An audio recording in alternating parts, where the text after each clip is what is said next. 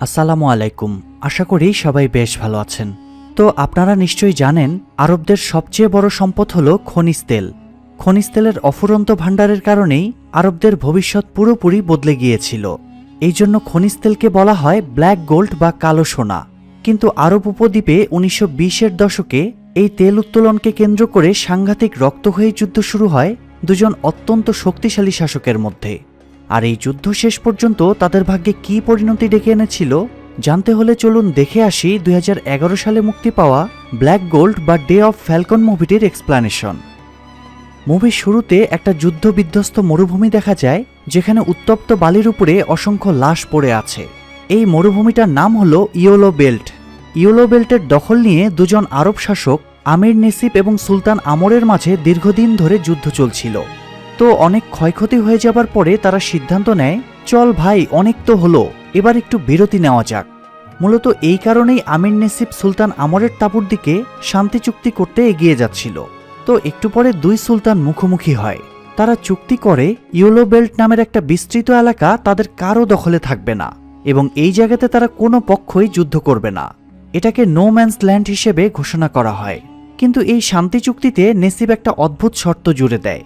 সে শান্তি চুক্তির গ্যারান্টি হিসেবে সুলতান আমরের দুই ছেলে সালেহ এবং ঔদাকে নিজের জিম্মিতে রাখতে চাইছিল। নেসিব নিশ্চয়তা দেয় সালেহ এবং ঔদাকে সে নিজের দুই ছেলে মেয়ে তারিক এবং লেইলার মতো করেই মানুষ করবে, তাদের যত্নের কোনো ত্রুটি হবে না। তো অনেক ভেবে সবার ভালোর কথা চিন্তা করে সুলতান আমর নেসিবের শর্ত মেনে নেয়। নেসিবের হাতে ছেলেদের তুলে দেবার সময়ে আমর তাদেরকে বলে, তোরা যেন কখনো ভুলে যাস না আমি তোদের বাবা। যাই হোক, এরপরে আমির নেসিব সালেহ এবং ঔদাকে নিজের রাজ্য হবেইকাতে নিয়ে আসে। তবে কিছুদিনের মধ্যেই দুই ভাই সংবাদ পায় তাদের মা মারা গিয়েছে। এই নির্মম শোকের সময়ে দুই ভাই কাউকেই পাশে পায় না। তারা একে অপরকে জড়িয়ে ধরে কেঁদে মায়ের মৃত্যু শোক ভোলার চেষ্টা করে। তবে অল্প সময়ের ভেতরেই ঔদার স্বাভাবিক জীবনে ফিরে আসে। ঔদার বই পড়ার প্রতি ভীষণ আগ্রহ ছিল। সে প্রায় সময়ই বই নিয়ে বসে থাকত। তবে সে বই পড়ার পাশাপাশি খেলার সাথী হিসেবে রাজকুমারী লেইলাকে পেয়ে যায়। দুজনেরই খেলাধুলা করে আরও কয়েক বছর কেটে যায়। কিন্তু সময়ের সাথে সাথে তাদের বয়সও লাফিয়ে চলছিল। দুজনেই যখন কিশোর বয়সে পা দেয় তখন তাদের খেলাও বন্ধ করে দেওয়া হয়। এভাবে কাটে আরও কয়েক বছর।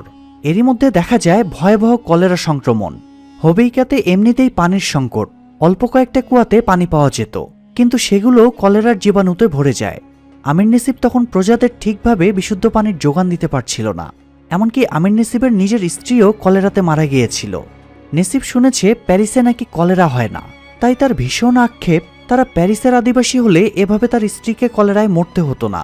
আমির নেসিব মন্ত্রীকে জিজ্ঞেস করে লন্ডনে কলেরার সংক্রমণ হয় কিনা। মন্ত্রী জানায় লন্ডনে শেষবার কলেরা হয়েছিল অন্তত 100 বছর আগে। এটা শুনে আমির নেসিব বলে, তাহলে তারা পশ্চিমাদের থেকেও অন্তত 100 বছর পিছিয়ে আছে। আমির নেসিব তখন তার ছেলে তারিককে ডেকে বলে, একজন দরিদ্র রাজার চেয়ে বড় অভিশাপ এই দুনিয়ায় আর কিছুই হয় না। মরুভূমির কারণে আমি কোনো শস্য ফলাতে পারি না, সমুদ্র না থাকায় জাহাজে মালামাল আনতে পারি না, আমার কোনো উৎপাদন নাই, তাই কেউ আমার সাথে ব্যবসাও করে না। একজন আরব শাসকের মূল্য পশ্চিমাদের ওয়েটারের চাইতেও নিম্নমানের। আমির নেসিবের আক্ষেপ শুনে সবাই মাথা নত করে থাকে, কারণ এটাই তাদের করুণ সত্য ছিল। তবে আল্লাহর ইচ্ছা ছিল অতুলনীয়।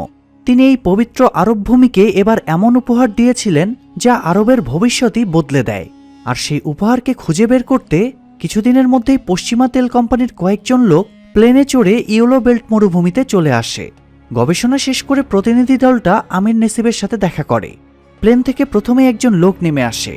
আমির নেসিব লোকটার কাছে এগিয়ে গিয়ে নিজের পরিচয় দেয়।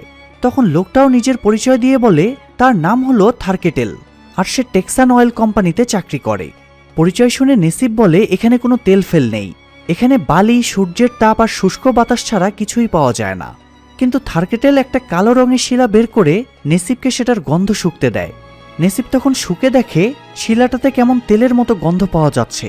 থার্কেটেল বলে, এখানে মরুভূমির মধ্যে যে তেল আছে এই শিলাটাই তার প্রমাণ, আর এই তেল উত্তোলন করতে পারলে নেসিব শীঘ্রই অনেক বড়লোক হয়ে যাবে।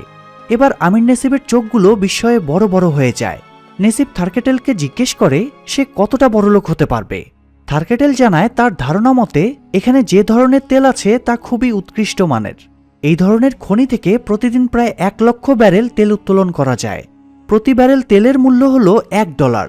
মানে নেসিবের প্রতিদিনের ইনকাম হবে প্রায় $1,00,000, আর এভাবে সে সারা বছর তেল উত্তোলন করে ব্যবসা করতে পারবে। কিন্তু সমস্যা হলো তারা তেল খুঁজে পেয়েছে ইউলো বেল্টে, মানে যে জায়গাটা নিয়ে নেসিব আর সুলতান আমরের মধ্যে শান্তি চুক্তি হয়েছিল। কিন্তু তবুও আসলেই সেখানে তেল আছে কিনা নেসিব সেটা প্রমাণ চায়। তাই থার্কেটেল ইউলো বেল্টে খনন শুরু করে। থার্কেটেল প্রথমবার কূপ খুঁড়তেই সেখান থেকে তীব্র গতিতে তেলের ঝর্ণা বেরিয়ে আসতে শুরু করে। এরপরে তাদের আনন্দ আর ধরে কে। কিন্তু সমস্যা হলো নেসিব তো একা এই জায়গাটার ভোগ দখল করতে পারবে না। তাই সে সুলতান আমরের কাছে তেলের কমিশন ভাগাভাগির ব্যাপারে কথা বলার জন্য লোক পাঠায়। সুলতান আমরের বড় ছেলে সালে এই সংবাদটা নিয়ে যেতে চাইছিল, কিন্তু নেসিব তাকে যেতে না দিয়ে বলে নেসিবের সালেকে এখানেই প্রয়োজন।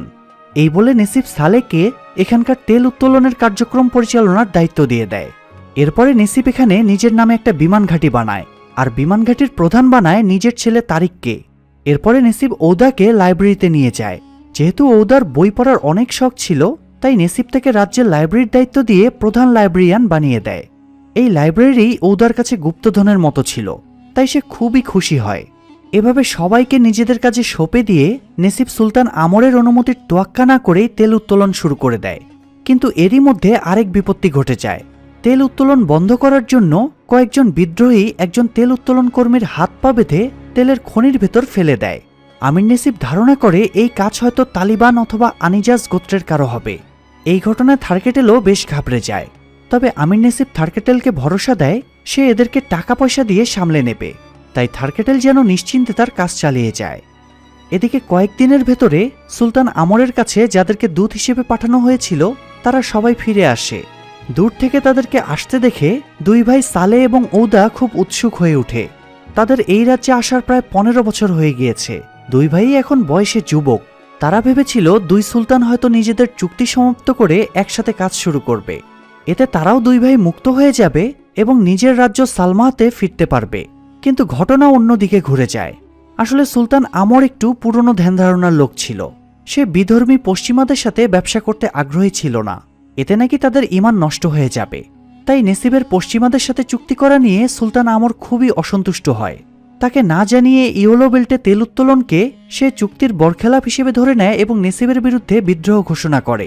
নেসিবের পাঠানো কর্নেল সুলতান আমরকে অনেক বোঝানোর চেষ্টা করে, এমনকি তাকে রাজি করানোর জন্য সালে এবং ঔদাকেও ফিরিয়ে দিতে চায়, প্লাস তার কমিশনের পরিমাণও বাড়িয়ে দিতে চায়।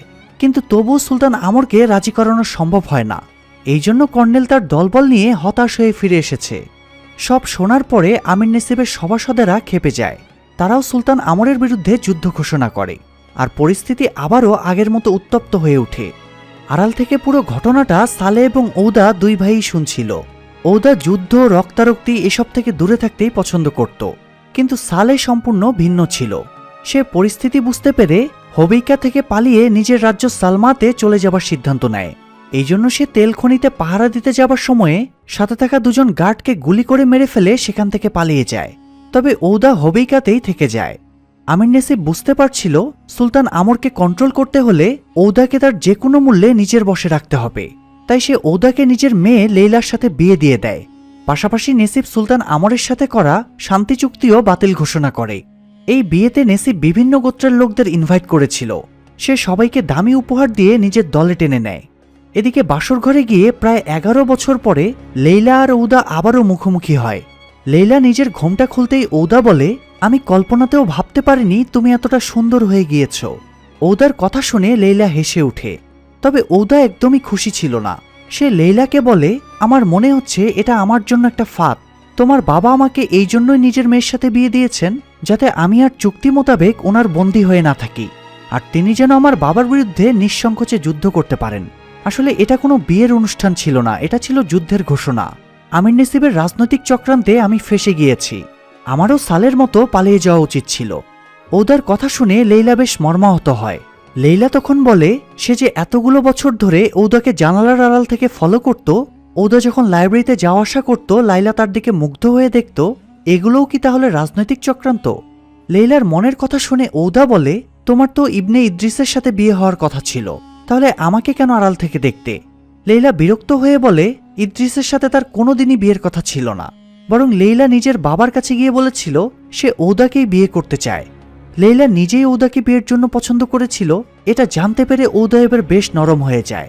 সে লেইলাকে আলিঙ্গন করে কাছে টেনে নেয়। যাই হোক, পরের সিনে সালেকে দেখা যায়। সে হবেইকার সীমান্ত পার হবার আগেই নেসিবের লোকজনের হাতে ধরা পড়ে যায়। ইবনে ইদ্রিস রাষ্ট্রদ্রোহিতার কারণে সালেকে সেখানেই গুলি করে মেরে ফেলে। এদিকে ঔদা এবং লেইলাকে দেখা যায় তারা সকালে ঘুম থেকে উঠছিল। তখন সালের পোষা বাজ পাখিটা ঔদার জানালায় এসে ডাকতে শুরু করে। ঔদা দ্রুত উঠে গিয়ে জানালা খুলে বাজ পাখিটাকে দেখেই বুঝে যায় তার ভাই আর বেঁচে নেই। ঔদাকে ভীষণ আপসেট দেখে লেইলা আমির নেসিবের কাছে যায়। তারপরে আবদার করে বলে ঔদাকে যেন নিজের বাবার সাথে দেখা করতে পাঠানো হয়। লেইলা নর্মালি বাবার কাছে কোনো আবদার করে না, তাই নেসিব লেইলার আবদার মেনে নেয় আর ঔদাকে সালমা রাজ্যে গিয়ে নিজের বাবার সাথে দেখা করার পারমিশন দেওয়া হয়। অবশ্য এর পেছনেও নেসিবের একটা রাজনৈতিক চাল ছিল। সে ঔদাকে মূলত নিজের দূত হিসেবে সুলতান আমরের কাছে পাঠাচ্ছিল, যাতে ঔদা বাবার কাছে গিয়ে বুঝিয়ে সুঝিয়ে পশ্চিমাদের কাছে তেল বিক্রির জন্য রাজি করাতে পারে। তো যাত্রা শুরুর আগে নেসিব পাম্পট্টি মেরে ঔদাকে এই ব্যাপারটা আবারও মনে করিয়ে দেয়। তেল কোম্পানির কাছ থেকে একটা গাড়িতে করে ঔদার সালমাতে যাবার ব্যবস্থা করা হয়। লেইলা ঔদাকে প্রাসাদের গেট পর্যন্ত গাড়িতে করে এগিয়ে দেয়। পথে যাবার সময় ঔদা খেয়াল করে রাজ্য জুড়ে যুদ্ধের প্রস্তুতি নেওয়া হচ্ছে, তাই সে শুধু ভাবছিল কিভাবে এই যুদ্ধ আটকাবে। তো অনেকক্ষণ জার্নির পরে ঔদা সালমাতে গিয়ে উপস্থিত হয়। সুলতান আমর খবর পেয়ে বাইরে বেরিয়ে আসে। ইন্টারেস্টিং ব্যাপার হলো, সুলতান আমর ছেলেকে প্রায় 15 বছর পরে দেখছিল, তাই সে ঔদাকে দেখে মনে করে এটা হয়তো সালে। ঔদা তখন বাবার ভুল ভাঙিয়ে দিলে সুলতান আমর বেশ বিব্রত বোধ করে। এরপরে সে জিজ্ঞেস করে সালে কোথায়। ঔদা জানায় আমির নেসিব সালেকে মেরে ফেলেছে। এটা শুনে সুলতান আমর বেশ কষ্ট পায়। ঔদা তখন বুঝিয়ে বলে সালে বিদ্রোহ করে দুজন গার্ডকে খুন করে পালানোর চেষ্টা করছিল, আর সেই অপরাধেই তাকে মেরে ফেলা হয়েছে। তবে এ সময় সুলতান আমরকে দেখে মনে হচ্ছিল সালের এই সাহসিকতায় সে বেশ সন্তুষ্ট হয়েছে। তবে ঔদা যে গাড়িতে চড়ে নেসিবের লোকজনকে সাথে নিয়ে এখানে এসেছে, এটা সুলতান আমর পছন্দ করছিল না। ঔদা তখন বলে সে এখানে শান্তির দূত হয়ে এসেছে। সে সুলতান আমরকে যুদ্ধ বন্ধ করে শান্তি চুক্তি করার জন্য অনুরোধ করে, কিন্তু তার নিজের ছেলেকে যেহেতু নেসিব খুন করেছে, এরপরে আর শান্তি চুক্তি করার প্রশ্নই আসে না। ঔদা তখন জানায় সে নেসিবের মেয়ে রাজকুমারী লেইলাকে বিয়ে করেছে। এটা শুনে সুলতান আমর বেশ অসন্তুষ্ট হয়। ঔদা নিজের ভাইয়ের হত্যাকারীর মেয়ের সাথে কিভাবে বিয়ে করলো, এই ব্যাপারটা সুলতান আমর ভেবে পাচ্ছিল না। তো এরপরে সুলতান আমরের সভাতে গিয়ে ঔদা পুরো ঘটনা খুলে বলে যে আমির নেসিব কেন নিজের মেয়ের সাথে তার বিয়ে দিয়েছে। তখন সবাই বুঝতে পারে ঔদা বিয়েতে রাজি না হলে নেসিব হয়তো সালের মতো ঔদাকেও মেরে ফেলত। এই সভাতে একজন ইমামও উপস্থিত ছিল। ইমাম সাহেব জানায় জীবন বাঁচানোর জন্য কোনো নিয়ম ভঙ্গ করলে সেটা দোষের না, তবে ঔদার এখন 3 তালাক বলে লেইলাকে তালাক দিয়ে দেওয়া উচিত। কিন্তু ঔদা তো লেইলাকে তালাক দিতে চাইছিল না। এই নিয়ে উপস্থিত সভাসদের সাথে ঔদার বেশ তর্কাতর্কি শুরু হয়ে যায়। ঔদা নেসিবের সাথে শান্তি চুক্তি করার পরামর্শ দিচ্ছিল, কিন্তু সভায় উপস্থিত সবাই বিদ্রোহ করে বলে তারা পশ্চিমা বিধর্মীদের সাথে কোনোভাবেই ব্যবসা করবে না, কেননা পশ্চিমারা আরবদের ক্ষতি চায়। তারা আরবদের জান্নাতি বাহন উটকে সরিয়ে পশ্চিমাদের তেলে চলা কাফেরি যানবাহন এখানে চালু করতে চায়। এরপর সবার সবাই কোরআনের বিভিন্ন আয়াতের ভুল ব্যাখ্যা দিয়ে বলে আল্লাহ তেল ব্যবহার করতে নিষেধ করেছেন, তা না হলে আল্লাহ কোরআন শরীফে তেল ব্যবহারের পারমিশন দিতেন। ঔদা তখন তাদের ডিফেন্ড করে বলে আল্লাহ তো কোরআনের কোথাও তেল ব্যবহার করতে নিষেধ করেনি। তেল যদি অপবিত্রই হতো তাহলে আল্লাহ আরবের এই পবিত্র মাটির নিচে তেলের খনি দিতেন না। হয়তো আল্লাহ এই তেলের মাধ্যমেই আরবদের ভবিষ্যৎ পাল্টে দিতে চাইছেন। কিন্তু মূর্খদের আসলেই যতই বোঝান তারা তো সঠিক জিনিস বুঝবে না। তারা তাদের পুরনো ধ্যান ধারণাই আগলে রেখেছিল। তারা বলে দুনিয়ার জীবন তো আর আসল জীবন না, মৃত্যুর পরের জীবনই হলো আসল জীবন। তাই দুনিয়ায় উন্নতি করতে চেয়ে কাফের মুশরিকদের সাথে হাত মিলিয়ে তারা আখেরাতে নিজেদের বিপদে ফেলতে পারবে না। তো ঔদাও বুঝতে পারে এদেরকে আর বুঝিয়ে কাজ নেই, তাই সেও চুপ হয়ে যায়। এদিকে যারা ঔদাকে সালমাতে নিয়ে এসেছিল তারা আবারও হবেইকাতে ফিরে আসে। জানালার আড়ালে বসে লেইলা ঔদার জন্য অপেক্ষা করছিল। ঔদা তাদের সাথে ফেরেনি দেখে লেইলা নীরবে কাঁদতে শুরু করে। পরের সিনে ঔদাকে দেখা যায় জার্নির কারণে সে বেশ অসুস্থ হয়ে পড়েছিল। তার খুব জ্বর এসেছিল। একজন ডাক্তার তার চেক আপ করতে আসে। এই ডাক্তারের নাম হলো আলী। তো ডাক্তার আলী চেক আপের পরে বলে অতিরিক্ত স্ট্রেস নেবার কারণে ঔদার এরকম হচ্ছে। সে ঔদাকে রেস্ট নিতে এবং হালকা পাতলা ব্যায়াম করতে বলে। তাছাড়া তাকে দেবার মতো ওষুধ ডাক্তারের কাছে ছিল না, কেননা সুলতান আমর এখানে আধুনিক ওষুধ কেনাবেচা নিষিদ্ধ করেছে, কারণ এই ওষুধগুলো পশ্চিমা দেশগুলোতে উৎপাদন হতো। সুলতান আমরের এই মূর্খামির জন্য ডাক্তারও তার উপরে বিরক্ত ছিল। তো এ সময়ে ঔদা আরেকটা ইন্টারেস্টিং জিনিস জানতে পারে। সেটা হলো ডাক্তার আলী ঔদার সৎ ভাই। এটা জেনে ঔদা বেশ অবাক হয়। তবে আলী জানায় সুলতান আমর কখনো স্বীকার করে না আলী তার ছেলে। যাই হোক, সারা রাত রেস্ট নিয়ে ঔদা বেশ সুস্থ হয়ে ওঠে। পরের দিন সকালে মজলিসে গিয়ে সে বাবার সাথে দেখা করে। সুলতান আমর তখন ঔদার সাথে পার্সোনালি গল্প করতে বসে। ঔদা জিজ্ঞেস করে, নেসিব আমাকে এবং সালেকে আপনার কাছে ফিরিয়ে দিতে চেয়েছিল, তবুও আপনি আমাদেরকে গ্রহণ করেননি কেন? উত্তরে সুলতান আমর বলে, নেসিবের লোকেরা প্রথমে আমাকে 5% কমিশন দিতে চেয়েছিল। আমি রাজি না হওয়ায় ওরা 32% কমিশন দিতে চাইল, সেই সাথে অনেকটা তাচ্ছিল্যর স্বরে তোমাদেরকেও ফিরিয়ে দিতে চাইল। তখন আমার মনে পড়ল 15 বছর আগে যখন আমি যুদ্ধে হেরে তোমার মার কাছে ফিরে এসে বললাম আমি তোমাদের 2 ভাইকে নেসিবের কাছে বন্দী হিসেবে ছেড়ে এসেছি, ঠিক সেই মুহূর্ত থেকেই তোমার মা আমার দিক থেকে মুখ ঘুরিয়ে নিয়েছিল। আর এর ঠিক 6 সপ্তাহ পরেই তোমাদের মা মারা যায়। তার কাছে তোমাদের জীবনের দাম ছিল অমূল্য। তাই এখন আবারও তোমাদের জীবনের মূল্য নির্ধারণ করা মানে তোমাদের মায়ের ভালোবাসার প্রতি অসম্মান দেখানো। নেসিব তোমাদেরকে শুধুমাত্র তেলের বিনিময় মূল্য হিসেবে বিবেচনা করছিল, আর এটা আমি মানতে পারিনি। মনে রাখবে, অর্থ দিয়ে যা কেনা যায় প্রকৃতপক্ষে তার কোনো মূল্যই নেই। বাবার কথা শুনে ঔদার মনটা বেশ হালকা হয়ে যায়। তো ঔদা এবার বাবাকে বলে সে এখানে ওনাকে সতর্ক করতে এসেছে, কারণ নেসিবের কাছে ট্রেনিংপ্রাপ্ত সেনাবাহিনী আছে। এছাড়া তেল বিক্রির টাকা দিয়ে সে এখন আধুনিক অস্ত্র কিনতে পারছে। সেই টাকা দিয়ে সে উত্তর পাশের গোত্রগুলোকেও নিজের দলে টেনে নিয়েছে। ঔদার এমন সতর্কতার পরেও সুলতান আমরের মাঝে ভয়ের একটু ছিটে ফোঁটাও দেখা যায় না। উল্টো সুলতান আমর বলে, যে যোদ্ধা শুধুমাত্র অস্ত্রের উপরে নির্ভর করে তার মতো বলদ এই দুনিয়াতে আর নাই। তো এরপর সুলতান আমর ঔদাকে জিজ্ঞেস করে সে লেইলাকে তালাক দিবে কিনা। ঔদা বলে সে লেইলাকে ভালোবাসে, তাই সে লেইলাকে কখনোই তালাক দেবে না। ছেলের মনের কথা শুনে এবার সুলতান আমরেরও মনটা নরম হয়ে যায়। সুলতান আমর তার সেনাপতি হাসান দাখিলকে বলে সে যেন এখনই আমির নেসিবের কাছে যায় আর তাকে শান্তির প্রস্তাব দেয়। নেসিব যদি পশ্চিমা কাফেরগুলোকে ইয়েলো বেল্ট থেকে তাড়িয়ে দেয় এবং 15 বছর আগের সেই শান্তি চুক্তি বজায় রাখে, তাহলে সুলতান আমর ঔদা এবং লেইলার বিয়েটা মেনে নেবে। নেসিব যদি তার প্রস্তাব মেনে নেয়, তাহলে আগামী পূর্ণিমার রাতেই সে নেসিবের মহলে এসে নতুন করে শান্তি চুক্তি করবে। তো হাসান দাখিল হোবাইকাতে এসে আমির নেসিবকে সুলতান আমরের প্রস্তাবটা জানায়, কিন্তু নেসিব তখন টাকার নেশায় ডুবে গিয়েছিল। তাছাড়া সে জানত তার যা লোকবল এবং অস্ত্র আছে তাই দিয়ে সে সুলতান আমরের পুরো বংশই নির্বংশ করে দিতে পারবে। এই জন্য সে সরাসরি সুলতান আমরের প্রস্তাবটা নাকচ করে দেয়। শুধু তাই না, সে এবার প্রলোভন দেখিয়ে সুলতান আমরের সেনাপতি হাসান দাখিলকেও নিজের দলে টেনে নেবার চেষ্টা করে। আর এর কয়েকদিন পরেই সুলতান আমরের কাছে সেনাপতি হাসান দাখিলের চিঠি আসে। হাসান দাখিল জানিয়েছে সে অসুস্থ, এই জন্য আপাতত কয়েক মাস হোবাইকাতেই থাকবে। তবে চিঠি পড়ে সুলতান আমর বুঝে যায় নেসিব টাকা দিয়ে হাসান দাখিলকেও কিনে নিয়েছে। পরের সিনে দেখা যায় সেনারা জেলখানা থেকে কয়েদিদের বের করে এনে তাদেরকে বিশেষ ড্রেস পরিয়ে দিচ্ছে। ঔদা সুলতান আমরকে এই ব্যাপারে জিজ্ঞেস করলে সে বলে এদেরকে তারা যুদ্ধের ময়দানে সামনের দিকে ঢাল হিসেবে রাখবে, এরাই হবে তুরুপের তাস। মানে সেনাদের একটা দল এই কয়েদিদের নিয়ে ইয়েলো বেল্টের দিকে এগিয়ে যাবে।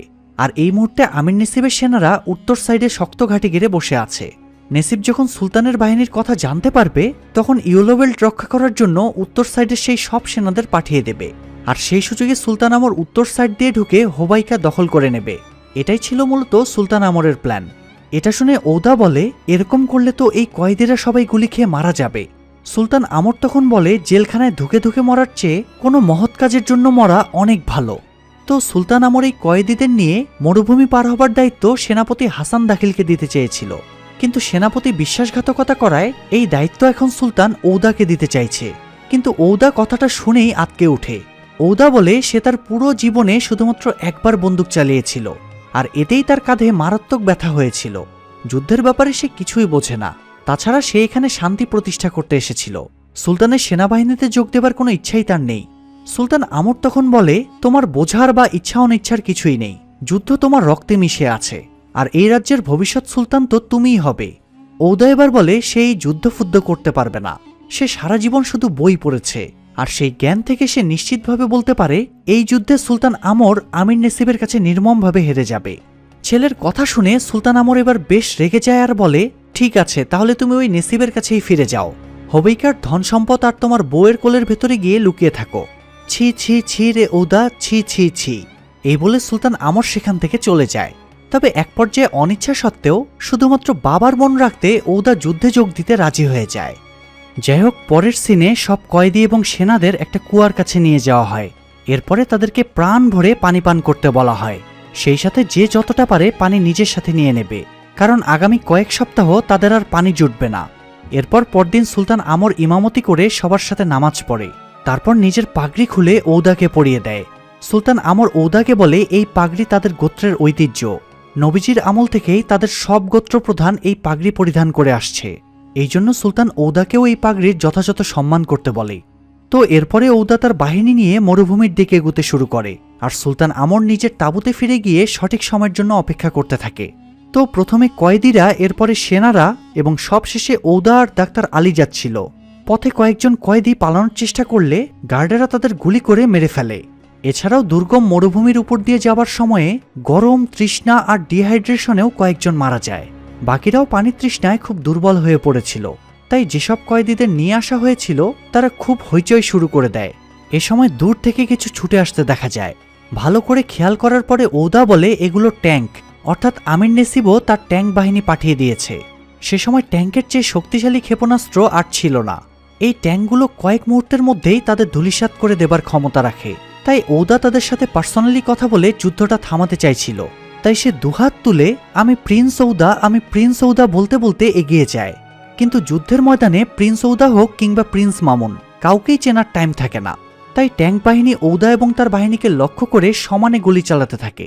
ঔদা তখন পেছনে সরে এসে তার বাহিনীকে বালুর ঢিবিগুলোর পিছনে লুকিয়ে পড়তে বলে। ঔদা জানতো এই ট্যাঙ্কগুলোকে আটকাতে না পারলে তাদের মৃত্যু নিশ্চিত। তাই সে সেনাদের নির্দেশ দেয় তারা যেন শুয়ে পড়ে কাপড় ফেলে, মানে হাতের কাছে যা আছে তাই দিয়ে ট্যাঙ্কের চাকাগুলোকে ব্লক করে দেয়, যাতে ট্যাঙ্কগুলো আর এগোতে না পারে। তারা প্রথমে সম্মিলিতভাবে একটা ট্যাঙ্কে আটকে দিতে সক্ষম হয়। তারপরে সেটাতে ট্যাঙ্কেরই ফুয়েল দিয়ে আগুন ধরিয়ে দেয়। এরপরে তারা ঔদার নির্দেশ মতো টায়ারে গুলি করেও একটা ট্যাঙ্ক আটকে দেয় এবং সেগুলো ধ্বংস করে দেয়। এরপরে অবশিষ্ট দুটো ট্যাঙ্ক সেখান থেকে পালিয়ে ফেরত চলে যায়। এদিকে সুলতান আমরের বাহিনীরও অনেক ক্ষয়ক্ষতি হয়, তাদের অনেকেই মারা যায়। তারা খবর পাঠানোর জন্য খাঁচায় করে কিছু বশ মানানো কবুতর নিয়ে এসেছিল, তবে সেই খাঁচাটা গুলি লেগে ভেঙে যায়। একটা কবুতর তখন আহত অবস্থায় উড়ে ঠিকঠাক পথ চিনে সুলতান আমরের আস্তানায় চলে আসে। সুলতান আমর কবুতরের এই হাল দেখে বুঝতে পারে তার অনেক সেনা হয়তো এতক্ষণে শহীদ হয়ে গিয়েছে। এদিকে ঔদা এবং তার বাহিনীকে দেখা যায় তারা আমির নেসিবের ট্যাঙ্ক বাহিনীকে খেদিয়ে দিতে পেরে খুবই আনন্দিত ছিল। তবে ঔদার মনে হচ্ছিল ওরা তাদের চিনে ফেলেছে, এই জন্য হয়তো আবারও হওয়াইকাতে ফিরে যাচ্ছে। তাই ওদের আটকানোর জন্য তারা একটা প্ল্যান বানিয়ে ফেলে।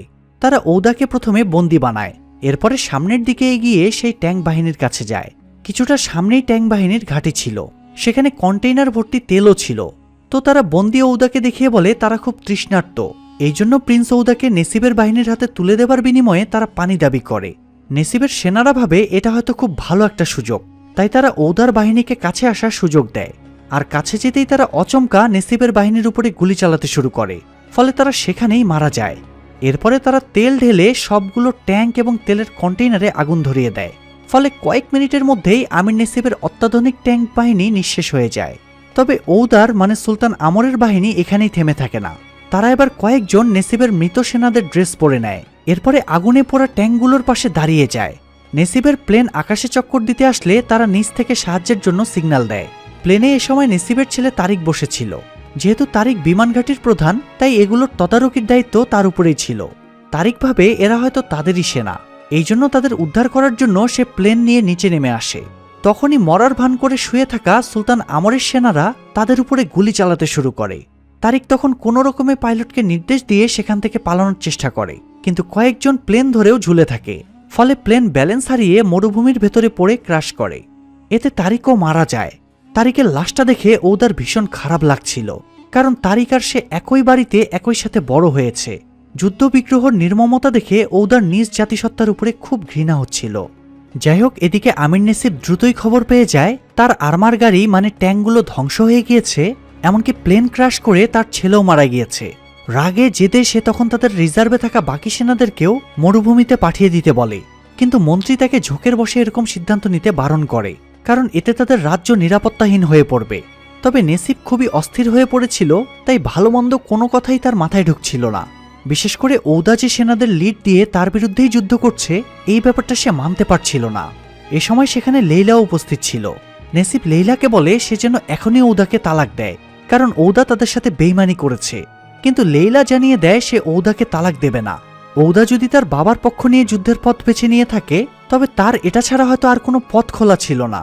লেইলার মতে ঔদা এই দুনিয়ার সবচেয়ে শান্তিপ্রিয় মানুষ, তাই অকারণে সে যুদ্ধে জড়াবে না। নিজের মেয়ে আদেশ অমান্য করায় নেসিব রাগে গজগজ করতে করতে বেরিয়ে যায়। অন্যদিকে ঔদাকে দেখা যায় সে কয়েদিদের উদ্দেশ্যে বলছিল, আমার বাবা বলেছে আপনারা অত্যন্ত বিপজ্জনক লোক, তবে এই যুদ্ধটা আপনাদের না, আমি আপনাদের মুক্ত করে দিচ্ছি, আপনারা চাইলে চলে যেতে পারেন। একজন কয়েদি তখন জিজ্ঞেস করে তাদের কাছে যে পানি আছে এই পানির কি হবে। উত্তরে ঔদা বলে এই পানি তারা সবাই একটু একটু করে ভাগ করে খাবে। আরেকজন তখন জিজ্ঞেস করে ঔদা এখন কোন দিকে যাবে। ঔদা জানায় সে এখন পূর্ব দিকে এগোবে, কারণ ওই দিকে সমুদ্র আছে। নেসিবের লোকেরা সমুদ্রের সাইডে তাদের খুঁজতে যাবে না। তাছাড়া সমুদ্রের আশেপাশে হয়তো জেলে বা ব্যবসায়ীরা থাকবে, সেখান থেকে পানি পাওয়া যাবে। ঔদা এখানে কয়েদিদের মুক্ত করে দিলেও তারা ঔদার লিডারশিপে মুগ্ধ হয়ে গিয়েছিল, তাই তারাও রেগুলার সেনাদের মতো এই যুদ্ধে ঔদাকে সঙ্গ দিতে চায়। এই জন্য ঔদা সবাইকে নিয়ে পূর্ব দিকে এগুতে শুরু করে। দীর্ঘ পথ পার করার পরে তারা সমুদ্রে এসে পৌঁছায়। সমুদ্র দেখা মাত্রই মানুষ এবং উটেরা সবাই সমুদ্রের ভেতরে ঝাঁপিয়ে পড়ে। ডাক্তার আলী সবাইকে চিৎকার করে সাবধান করে দেয় কেউ যেন এই সমুদ্রের পানি না খায়। এই পানি লবণাক্ত, তাই এই পানি খেলে তাদের মৃত্যু পর্যন্ত হতে পারে। তো কিছুক্ষণ পানিতে দাপাদাপি করার পরে সবাই শান্ত হয়। রাতে তারা ক্লান্ত হয়ে উপকূলের পাশে শুয়ে কাটিয়ে দেয়। সকালে আলী আর ঔদা টুকটাক কথা বলছিল। যুদ্ধের ময়দানে একজন উট চালক বলেছিল সমুদ্রের মধ্যে পানি পাওয়া যাবে, আর তার কথাকেই সিরিয়াসভাবে নিয়ে সমুদ্রে চলে আসাটা হয়তো ঠিক হয়নি। তো এ সময় হঠাৎ আলী খেয়াল করে সমুদ্রের মধ্যে একটা জায়গায় বুদবুদ উঠছে। সে ছুটে সেখানে গিয়ে ডুব মেরে দেখে লবণাক্ত সমুদ্রের নিচে স্বাদু পানির ঝর্ণা রয়েছে। এটা দেখার পরে তারা বুঝতে পারে আল্লাহর কুদরত কতটা অসীম। তারা এবার প্রাণ ভরে পানি পান করে। উটগুলোকেও তারা পানি খাওয়ায়। তবে দুর্গম পথ পার হওয়ায় উটগুলোর অবস্থা নাজেহাল হয়ে গিয়েছিল, তাই তাদের নতুন কিছু উটের প্রয়োজন ছিল। তো তারা কিছু দূর এগোনোর পরে দূরে কিছু বিনিশিরি গোত্রের বেদুইনদের তাঁবু দেখতে পায়। তারা জানতো বিনিশিরির লোকেরা খুব বজ্জাত, ওরা উট এবং নারীদের বেচাকেনা করে। তো উটের সন্ধানে ঔদা সেখানে যেতে চায়। ঔদা তার বাহিনীকে দূরে দাঁড় করিয়ে রেখে অল্প কয়েকজনকে নিয়ে সেখানে যায়। দূরবীন দিয়ে বনিশিরির শেখও তাদের দেখতে পায় এবং সে ঔদাকে দেখে চিনতে পারে। আসলে এই শেখ ঔদার বিয়ের অনুষ্ঠানে উপস্থিত ছিল, আর সে আমির নেসিবেরই লোক। তাই শেখ তার দুজন লোককে পাঠিয়ে দেয় তারা যেন দ্রুত নেসিবের কাছে গিয়ে খবর দেয়। তো একটু পরে ঔদা তাঁবুর কাছে পৌঁছালে শেখ তাকে সসম্মানে তাঁবুর ভেতরে নিয়ে যায় এবং কফি খেতে দেয়। ঔদা তার কাছে উট চাইলে সে যত উট প্রয়োজন দিতে রাজি হয়ে যায়। ঔদা শেখের হাবভাব দেখে বুঝে যায় অতিভক্তি চোরের লক্ষণ। এ সময় সে শেখের হাতের সোনার ঘড়িটার দিকে খেয়াল করে নিশ্চিত হয়ে যায় তার বিয়ের দিনে এই ঘড়িটা নেসিব সব গোত্রের লোকদের গিফট করেছিল, তার মানে লোকটা নেসিবেরই লোক। যাই হোক, একটু পরে একটা দাসী কফি পরিবেশন করতে আসলে ট্রে থেকে একটা কাপ পড়ে যায়। এতে রাগ করে শেখ তাকে বেত দিয়ে মারতে শুরু করে। এটা দেখে ঔদা খুব আপসেট হয়। সে জানতে পারে মেয়েটা জামিরি গোত্রের। ঔদা নিজের হাতের আংটি খুলে শেখকে দেখিয়ে বলে, আমার মায়ের নাম জামিরা, তিনি জামিরি গোত্রের প্রিন্সেস ছিলেন। এটা আমার মায়ের আংটি, আপনি এই আংটির বিনিময়ে এই দাসীকে মুক্ত করে দিন। কিন্তু এই শেখ ঔদার প্রস্তাব মেনে নেয় না, বরং দুজনের মধ্যে বেশ তর্কাতর্কি শুরু হয়ে যায়। তবে কিছুক্ষণের মধ্যেই ঔদার বাহিনীর সবাই চলে এসে বনিশিরিদের চারিদিক থেকে ঘিরে ধরে। ঔদা তখন বনিশিরিদের সব উট নিয়ে নেয়। এছাড়া সে সব দাসীদের মুক্ত করে নিজেদের বাড়িতে পৌঁছে দেবারও ব্যবস্থা করে। তবে জামিরি দাসীটা ঔদাকে বলে, আপনি আমাকে সাথে নিন, কারণ আপনার আমাদের গোত্রের লোকদের সাহায্যের প্রয়োজন হবে। তো ঔদা দাসীটাকে নিয়ে জামিরি গোত্রের তাঁবুর দিকে এগোতে শুরু করে। কিন্তু দুঃখজনকভাবে জামিরিরা দূর থেকে দেখে ভাবে ঔদারা হয়তো দাসীটাকে অপহরণ করেছে, তাই তারা গুলি চালিয়ে দেয় এবং গুলিটা ঔদার গায়ে এসে লাগে। ঔদা তখনই উটের উপর থেকে পড়ে অচেতন হয়ে যায়। দাসীটা চিৎকার করে গোত্রের সবাইকে বকাবকি করে এবং বলে, এটা প্রিন্স ঔদা, তাদের প্রিন্সেস জামিরার ছেলে। এটা শুনে গোত্রের সবাই খুব অনুতপ্ত হয়ে ওঠে। ডাক্তার আলী চেক করে দেখে ঔদার কোনো পালস নেই, তাই তারা ঔদার জানাজা পড়তে শুরু করে। কিন্তু তখনই ঔদা আবারও জেগে ওঠে। আলী বিস্ময়ে হতবাক হয়ে যায়। সে বুঝতে পারে ঘটনার আকস্মিকতায় ঔদার ডেড বডির মতো সিনড্রোম দেখা যাচ্ছিল, তবে সে মরেনি। কিন্তু জামিরিরা আবার এই ব্যাপারটা অন্যভাবে ধরে নেয়। তারা শুনেছিল ইমাম মাহাদি মৃত্যুর পরে আবার জেগে উঠবে এবং তাদের মসীহ হবেন, তাই তারা ঔদাকে মাহাদি ভেবে উল্লাস শুরু করে দেয়। ঔদা তাদের বোঝাতে হিমশিম খেয়ে যায় যে সে মাহাদি না, বরং সে সাধারণ লাইব্রেরিয়ান। তবে উল্লাস বেশিক্ষণ স্থায়ী হয় না। বনিশিরির দূতদের কাছে খবর পেয়ে আমির নেসিব সেখানে প্লেন পাঠিয়ে দিয়েছিল। প্লেন থেকে অনর্গল গুলিবর্ষণ শুরু হয়। যদিও তারা এক পর্যায়ে প্লেনটাকে পাল্টা গুলি করে ধ্বংস করে দেয়, কিন্তু একটা গুলি আলীর বুক ভেদ করে চলে গিয়েছিল। তাই সে ঔদার কোলের উপরে শুয়ে শেষ নিঃশ্বাস ত্যাগ করে। আলীর মৃত্যুতে ঔদা প্রচণ্ড কষ্ট পায়। সে এবার যে কোনো মূল্যে এই যুদ্ধের শেষ দেখতে চায়। এই জন্য সে বাহিনী নিয়ে আবারও এগুতে শুরু করে। যেহেতু ঔদা বিভিন্ন গোত্রের মেয়েদের বনিশিরিদের কাছ থেকে উদ্ধার করে বাড়ি পাঠিয়ে দিয়েছিল, তাই সেই সব গোত্রের লোকেরা ঔদার উপরে সন্তুষ্ট হয় এবং তারাও এসে ঔদার সাথে যোগ দেয়। এভাবে আশেপাশে যত ছোট বড় গোত্র ছিল সবাই এসে ঔদার সাথে যোগ দেয়। ফলে ঔদা বিশাল এক বাহিনী নিয়ে অপ্রতিরোধ্য হয়ে ওঠে। এদিকে আমির নেসিব নিজেদের করুণ অবস্থা মেনে নিয়ে আত্মসমর্পণ করার সিদ্ধান্ত নেয়। ততক্ষণে সুলতান আমর ফিল্ড ফাঁকা পেয়ে ইয়েলো বেল্টে ঢুকে পড়েছিল। নেসিব সুলতান আমরের কাছে এসে বলে আমরের যা ইচ্ছা তাই করুক, শুধুমাত্র হবেইকার কোনো ক্ষতি যেন সে না করে। সুলতান আমর বলে সে কারোরই ক্ষতি চায় না, সে শুধুমাত্র তেল উত্তোলন বন্ধ করে দিয়ে 15 বছর আগের সেই শান্তি চুক্তিটা বহাল রাখতে চায়। তো নেসিব সুলতানের কথা মেনে নিলে সুলতান এবার তেলের খনির দখল নিয়ে তেল উত্তোলনের সমস্ত কার্যক্রম বন্ধ করে দেয়। একটু পরে বাহিনী নিয়ে ঔদাও সেখানে পৌঁছে যায়। ঔদার সাফল্যে সুলতান আমর খুবই গর্ববোধ করছিল। তবে ঔদার সাথে বিশাল বাহিনী দেখে সুলতান আমর জিজ্ঞেস করে ঔদা এখন কি করতে চাইছে। ঔদা বলে সে এখন ইয়েলো বেল্টের দখল নেবে। সুলতান আমর তখন বলে সে নেসিবকে শান্তি চুক্তির জবান দিয়েছে, তাই ইয়েলো বেল্ট এখন কারো দখলে থাকবে না। কিন্তু ঔদা বাবার কথা অমান্য করে বলে ইয়েলো বেল্ট আরবের সব আদিবাসীদের সম্পত্তি, তাই সুলতানের এই জায়গা নিয়ে জবান দেওয়ার অধিকার নেই। ঔদা জানায় সে তেল বিক্রির টাকায় এখানে স্কুল, কলেজ আর হাসপাতাল বানাবে, মরুভূমির মানুষদের জীবনমান উন্নত করবে। এটা শুনে সুলতান বিরোধিতা করে বলে তারা একবার পশ্চিমা বিধর্মীদের সুযোগ দিলে ওরা মাথায় চড়ে বসবে, ওরা এখানে এসে অসংখ্য স্থাপনা বানাবে এবং এখানেই স্থায়ী হয়ে যাবে। ওদেরকে তখন আর কন্ট্রোল করা সম্ভব হবে না, উল্টো আরবরাই তখন ওদের হাতের পুতুল হয়ে যাবে। কিন্তু ঔদা বাবাকে ভরসা দিয়ে বলে এসব কিছুই হবে না, সে সব দিক সামলে নেবে।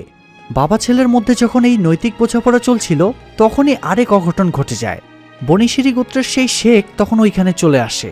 সে ঔদার উপরে প্রতিশোধ নেবার জন্য দূর থেকে ঔদাকে টার্গেট করে গুলি চালায়, কিন্তু টার্গেট মিস হয়ে গুলিটা সুলতান আমরের বুকে লাগে এবং সেখানেই তিনি মারা যান।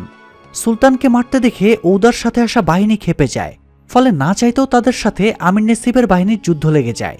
তবে অল্প সময়ের মধ্যেই নেসিবের বাহিনীকে তারা শেষ করে ফেলে। ঔদা এই সময় বনিশিরির শেখকে হত্যা করতে এগিয়ে যায়।